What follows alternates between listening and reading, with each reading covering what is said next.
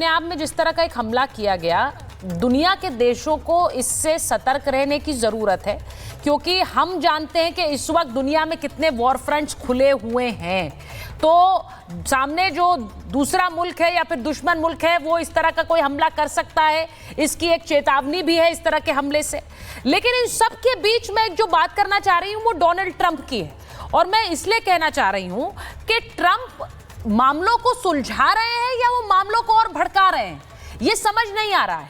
और ये मैं क्यों कहती हूं, क्योंकि इजराइल हमास में मध्यस्थता की कोशिश की थी, और ये हमास के साथ नहीं थी मध्यस्थता, ये फिलिस्तीन के साथ कराने की कोशिश की।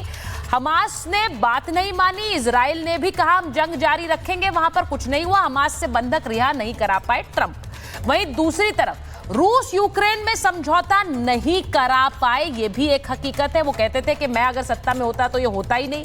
ट्रंप और पुतिन के बीच बात भी हुई थी, आपको याद है कि उस बात के बाद उन्होंने पुतिन की बहुत तारीफ की, लेकिन उसके बाद क्या हुआ, उसके बाद ये बात यहां तक आ गई कि रूस ने और पुतिन ने धमकी दे दी थर्ड वर्ल्ड वॉर की। वहीं ट्रंप ने जेलेंस्की से भी बात की थी, लेकिन वो तीखी बहस हो गई, उसका भी एक विजुअल आया, वीडियो आया था, वो भी आप लोगों ने देखा। तो यूक्रेन और रूस के बीच एक तरह से मध्यस्थता नहीं करा पाए। अब ट्रंप पुतिन को चेतावनी दे रहे हैं। वहीं आपको याद है कि भारत और पाकिस्तान के बीच क्या हुआ, वो बार बार कहते हैं मैंने मीडिएशन कराया है, मैं मध्यस्थ करा रहा हूं, ये कह कहकर वो टांग अड़ाते रहे। उसके बाद उन्होंने उसमें यू टर्न भी ले लिया। एक दो बयान उन्होंने ऐसे भी दिए जिसमें उन्होंने कहा कि नहीं, मैंने यू टर्न नहीं, मैंने मध्यस्थता नहीं कराई है। तो ऐसे में सबसे शक्तिशाली देश का एक प्रतिनिधि, एम्बेसडर वोरा, पहले आपके साथ रही हूं, जीडी बख्शी सर को लीजिए स्क्रीन पर। एम्बेसडर वोरा, सबसे शक्तिशाली देश का राष्ट्रपति, लेकिन क्या ये भरोसे के लायक नहीं है? उस पर कौन भरोसा करता है? शायद वो अपने आप पे भी भरोसा नहीं करता। जो वो जिस तरह की बातें करता है, कभी ये कभी वो, घड़ी में तोला घड़ी में मासा। अपने का समझना बड़ा मुश्किल है। ये जनरल बख्शी साहब से और बाकी आपके मेहमानों से मैं भी ये कहूंगा, मैं तो रहा हूं, मिला हूं, देखा है, उसको क्लोजली ऑब्जर्व किया है, लेकिन अगर इन्हें समझ सको तो मुझे भी समझाना। He is totally unpredictable. ये इस टाइप का व्यक्ति है जो आई थिंक ही एंजॉयज, उसको मजा आता है कि मैं अनप्रिडिक्टेबल हूँ, कि लोग मुझे समझ न सके मैं क्या करने जा रहा हूँ। तो मेरा मानना है कि मैं या तो फिर इसकी नार्सिसिस्टिक पर्सनैलिटी है, या कोई इसको कोई अपने आप से बहुत मोहब्बत है एटसेट्रा, मैं बहुत ये हूँ, मैं बहुत वो हूँ। लेकिन मेन चीज अब है कि अब रूस नहीं रुकेगा।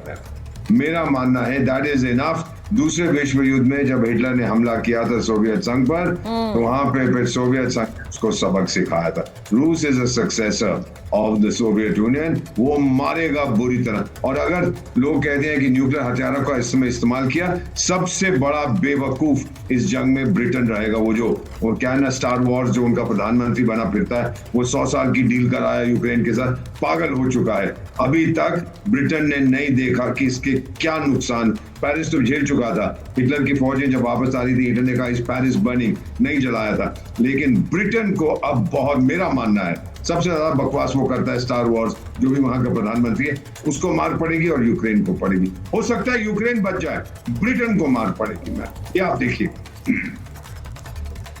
मैं सर, जो बात आपने कही, जीडी बख्शी सर के पास एक बार जा रही हूँ। मेजर जनरल, मैं आपसे पूछूंगी, क्योंकि यहाँ जब हम बात कर रहे हैं उस वक्त एक मध्यस्थ की बात पहले भी हो रही थी।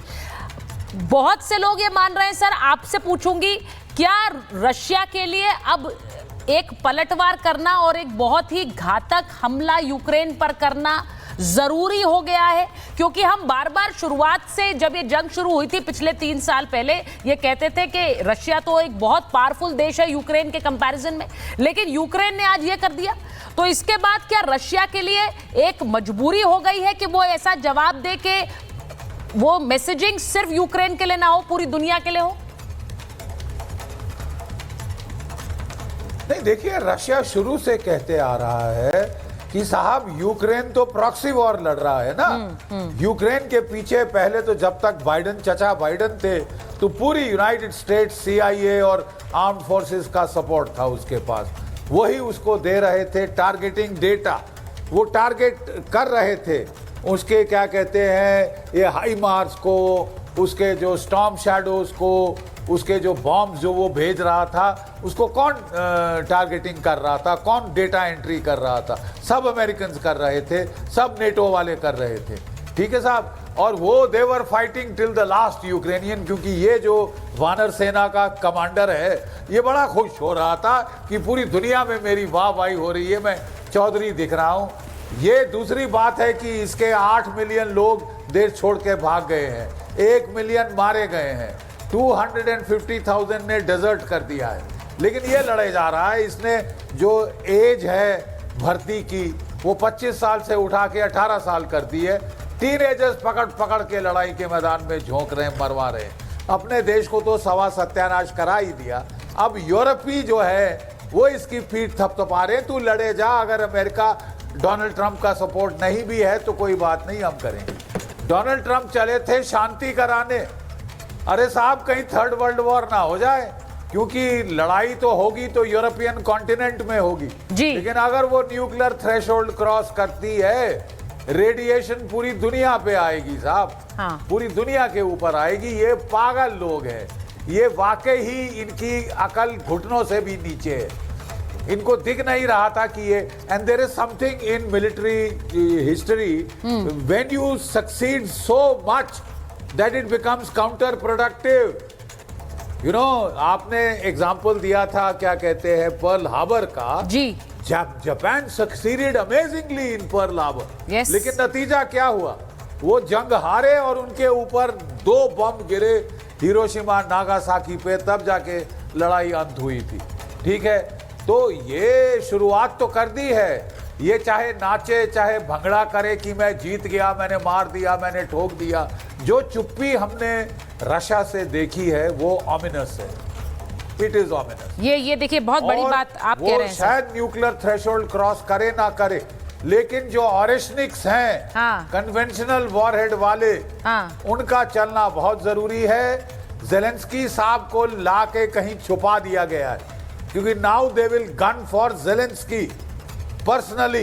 इस वक्त सर जिस तरह से दुनिया में अलग अलग मोर्चे खुले हुए हैं, अब वो छुपा ही रहे तो हम अच्छा होगा। मैं फिर उसकी कहूंगी सेहत कि के मैं लिए। एक थोड़ा सा इसे भारत सेंट्रिक देखना चाहती हूँ, क्योंकि भारत के लिए इस वक्त हम ये इसलिए कह रहे हैं क्योंकि हमने थोड़े दिन पहले हम जिस तरह के एक तनाव भारत और पाकिस्तान के बीच देख रहे थे, दुनिया में एक अलग अलग फ्रंट्स खुल गए हैं। अब ये क्या वो समय हो गया है कि हर देश अपने लिए अपनी जंग लड़ेगा?